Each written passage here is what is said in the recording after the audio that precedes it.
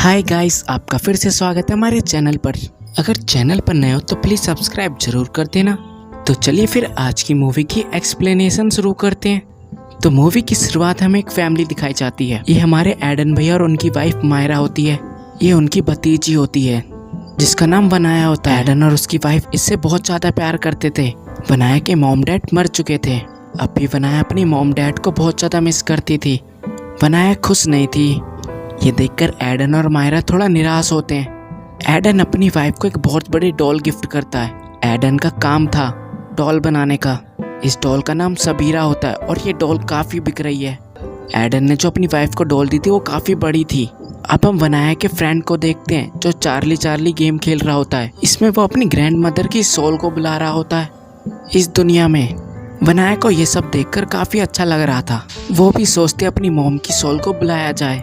वनाया का दोस्त बोलता है कि हमें एक और मंत्र पढ़ना पड़ेगा जिससे उनकी सोल दोबारा वापस जा सके। अब हम रात में वनाया को वो गेम खेलते हुए देखते हैं। वनाया को थोड़ा महसूस होता है शायद उसकी मॉम आ गई है। जब वो iOS में देखती है तो कोई सोल नहीं नजर आती बल्कि वहाँ पर मायरा होती है। अब वनाया सोचती है कि ये गेम तो फेक है।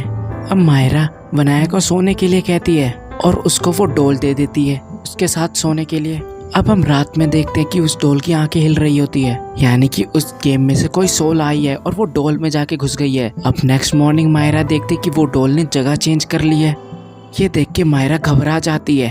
अब हम फिर वनाया को देखते हैं। वो फिर दोबारा चेक करती है कोई सोल मिली कि नहीं। वनाया एक पुतला देखकर घबरा जाती है। अब वनाया को कोई अलमारी में खींच लेता है। उसकी चिल्लाने की आवाज सुनकर एडन वहाँ पर आता है। वनाया सब बताती है। अब हम फिर वनाया को देखते हैं। अब वनाया किसी सोल के साथ होती है। वो वनाया की मॉम होती है। मायरा को देर रात पियानो बजाने की आवाज आती है। जब वो देखने के लिए जाती है तो वहाँ वायना की मॉम होती है, लेकिन तभी वायना की मॉम एक डीमन में बदल जाती है। ये देखकर मायरा वहाँ से बहुत तेज भागने लगती है। तभी वहाँ पर मायरा की आवाज सुनकर एडन आ जाता है। एडन को मायरा सब बता देती है। एडन और मायरा के पीछे पड़ जाती है वो डीमन। अब ये दोनों अपनी जान बचा के भागने लगते हैं। एडन वनाया के पास चला जाता है उसको ले जाने के लिए।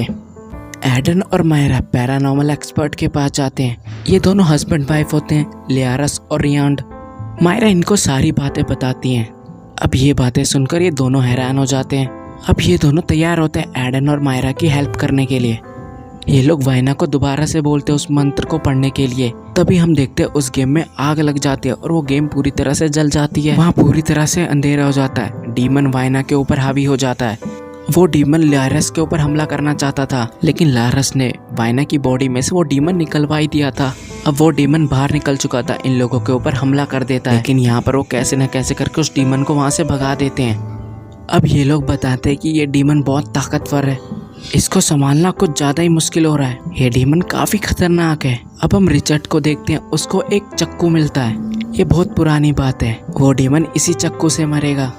अब हम उस डीमन को देखते हैं। वो बाहर घूम रहा होता है।